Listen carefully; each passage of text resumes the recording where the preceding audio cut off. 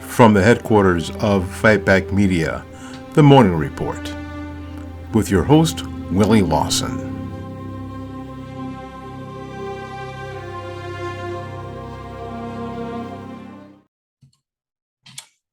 Well, good morning, and welcome to The Morning Report. My name is Willie Lawson.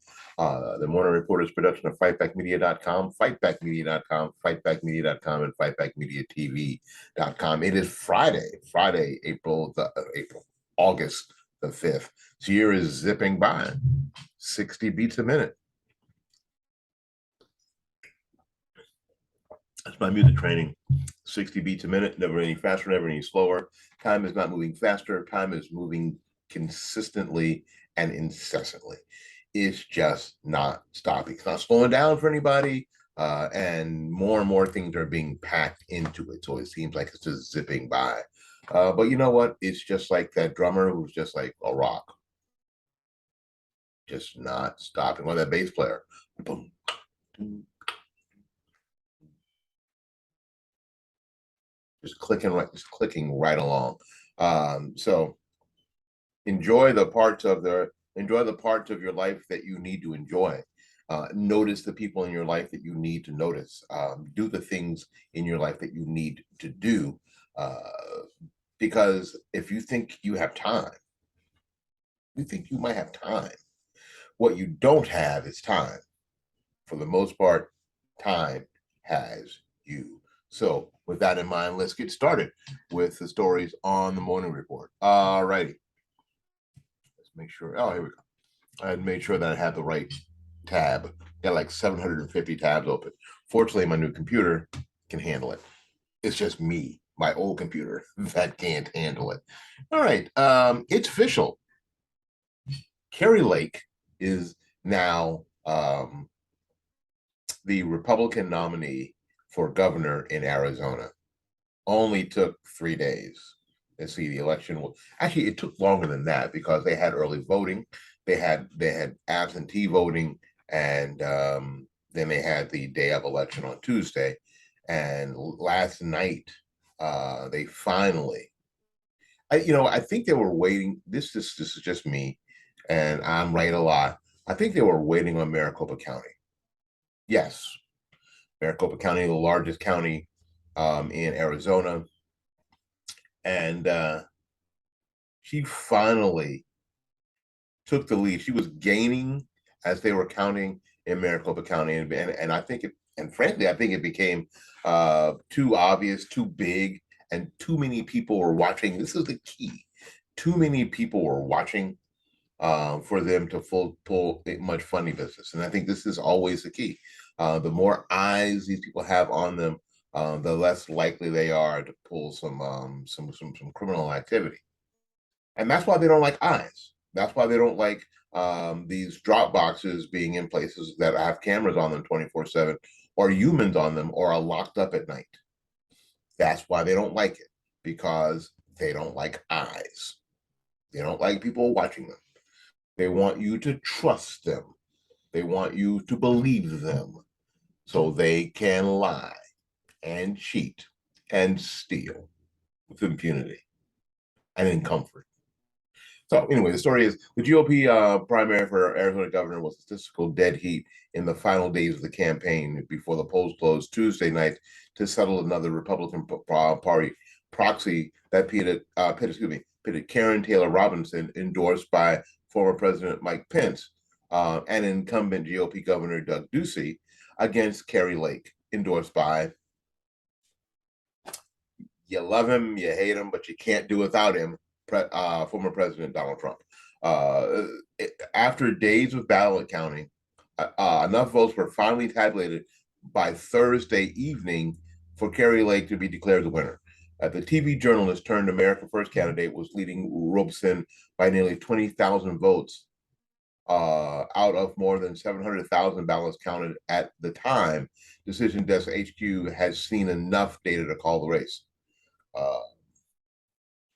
The final call, coming some 48 hours after polls closed in Arizona, was delayed by a slow tabulation of day of ballots. We talked about that.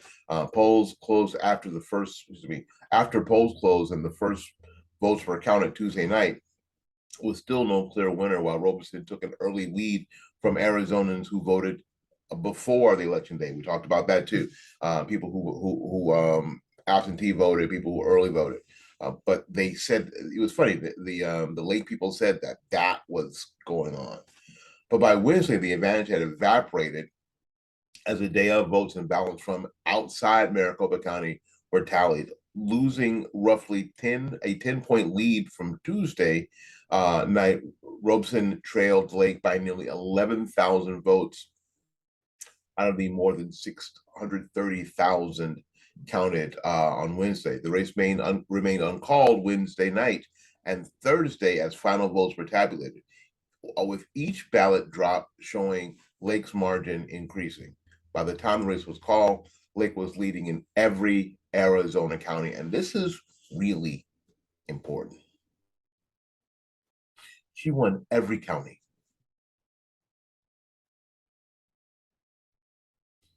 Every county. This is big news, or could be big news for people like Kristen Sinema. America First candidates, Donald Trump endorsees won most of these races. Declaring a victory on Thursday night, Lake acknowledged the results took longer than they should have, but noted Arizonans who have been forgotten by the establishment just delivered a political earthquake. Every county. This is more than an election, Lake added. It's a beautiful movement by so many people across our beautiful state to finally put Arizona first. Our renewed Republican Party is now coming together to fight for a brighter and more prosperous future for every Arizonan.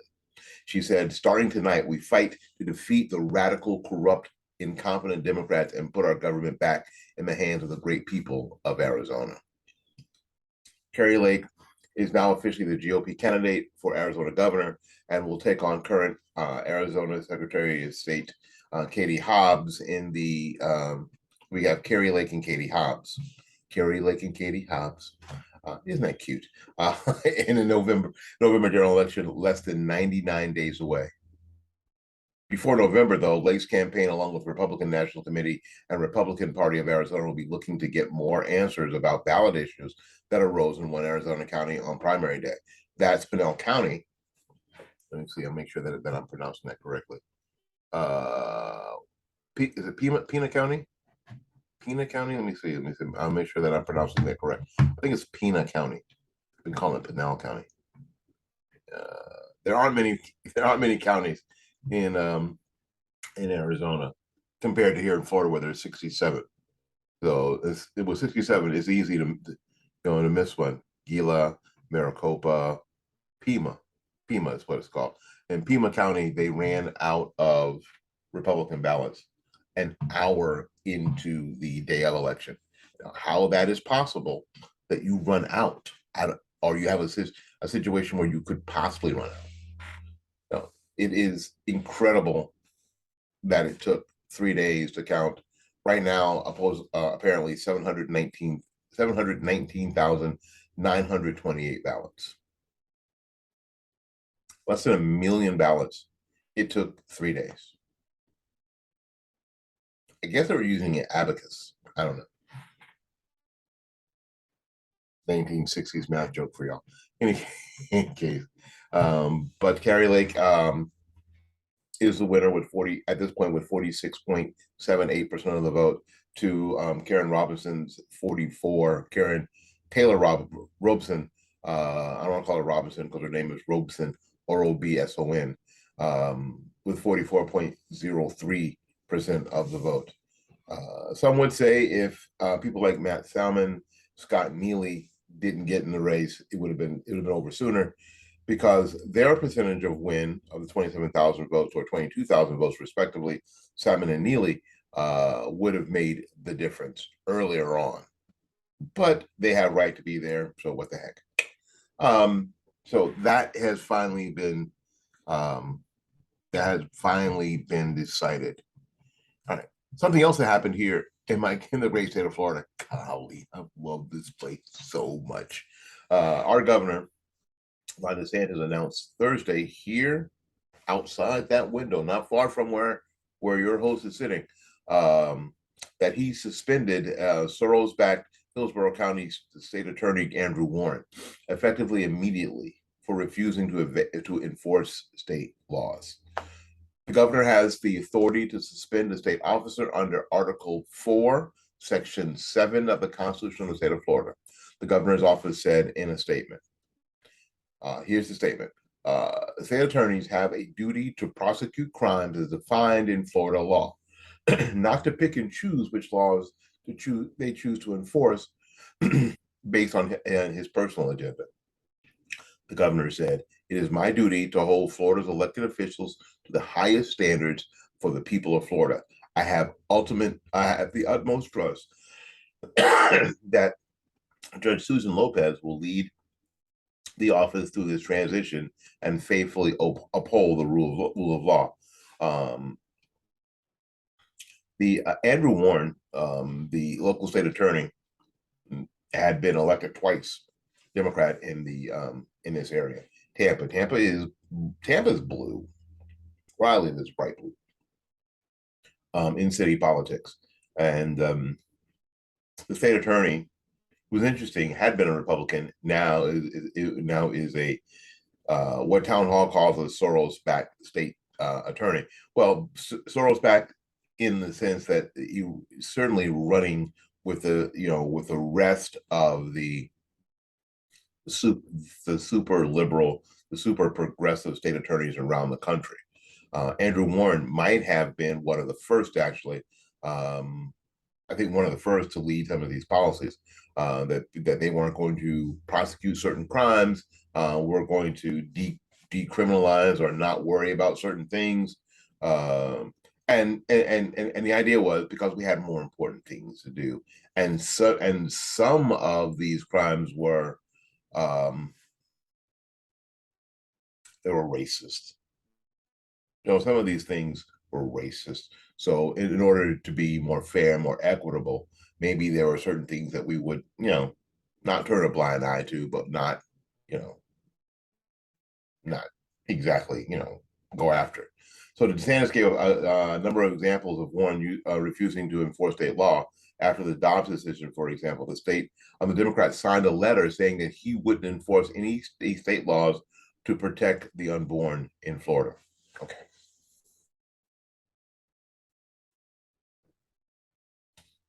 So what Andrew Warren did was put a big target on his forehead.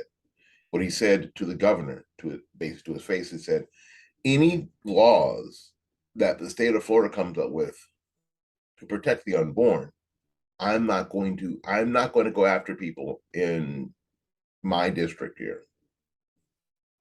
So you're not going to enforce the law. You said so. You wrote it down. You signed the letter that you're not going to enforce the law. Okay, you're out. You're out.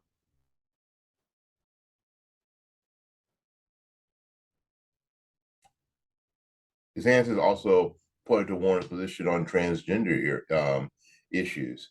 Well, we're not going to allow this pathogen that's been around the country of ignoring the law if we're going to let that get a foothold here in the state of Florida. Mm-mm. We are going to make sure our laws are enforced and that no individual prosecutor puts herself or himself above the law. Their job is to enforce the law. Their job isn't to like some laws and not like some laws. Their job is to enforce the law, to prosecute people who have been charged with crimes that break the laws of Florida. Really very, very simple. Now, I know that there are, Andrew Warren is a person who, and had been a politician, more of a politician, I think, than a state attorney, but a politician for sure, that likes the attention, that is pushed around, led around. That's probably the best.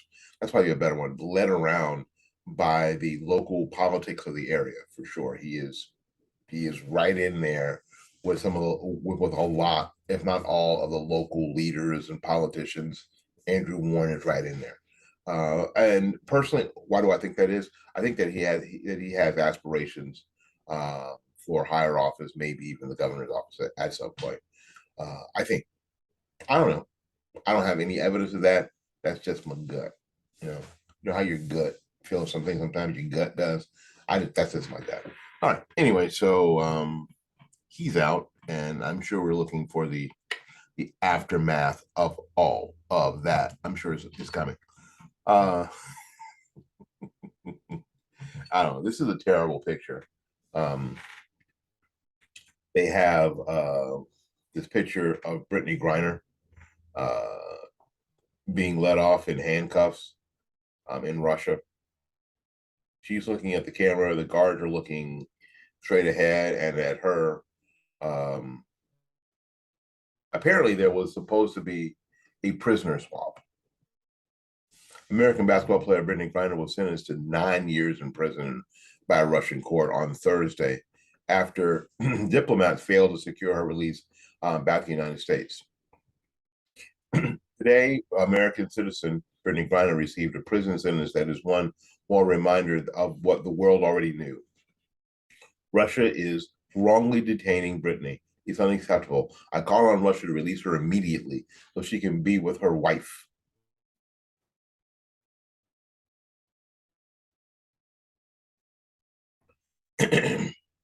Loved ones, friends, and teammates. My administration will continue to work tirelessly and pursue every possible avenue to bring Brittany and Paul Whelan home safely as soon as possible, President Biden released in a statement about the news.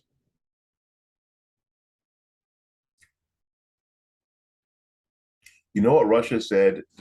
Now, this stopped being about Brittany Griner. This stopped being about Brittany Griner. This is about Vladimir Putin being a strong leader in his own evil, terrible way, and about Joe Biden being a weak and pathetic leader in his own terrible, awful way. Not unexpectedly, Vladimir Putin said, "No, Joe Biden, shut up, Joe Biden, you old, weak man, sit down somewhere." That's what Vladimir Putin said to Joe Biden. Didn't really have anything to do. I don't think that Vladimir Putin gives two craps about Brittany Griner, and that she had some THC laden stuff in her in her vape. I don't think he cares two craps about that. This became a time where he could go, you know what, Joe Biden, bite me. I think that this is a lot more about that. I think that's what it's about. This is what the administration said. We made a substantial offer to secure the release of Paul Whelan and Brittany Griner to bring them home, National Security Council Coordinator for Strategic Communications John Kirby said. In order to increase the chances for success here, we're obviously not going to be able to share more publicly about the deal, although they continue to. I'm sure you all have questions about what this looks like. I'm sure that you can all understand that it's not going to help us get them home if we negotiating in public with all of y'all. So I'm not going to have any more detail on that. I remember him saying that, and we talked about that. And then they went on to release every freaking detail. This was going to be the Christmas present, or the what should I call it, Thanksgiving Day present, that they were going to bring to the American people, their constituency, right before the midterm elections, because the adults were back. We wanted to keep the adults back want to keep the adults in the White House. Vladimir Putin said, "Screw you, Joe Biden. No.